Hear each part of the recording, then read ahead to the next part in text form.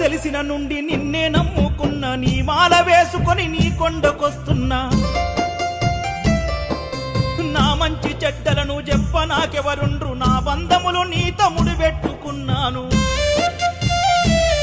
దారులే మూసుకున్నాయిరా, దర్శనం దారే కనరాదురా. నిన్ను చూడని మాలెందుకు, కొండ చేరని దీక్షెందుకు. నా ఎద నిండా బాధలు ఎవరితో చెప్పుకోను, అయ్యా నాకున్న దిక్కు నువ్వొక్కడే.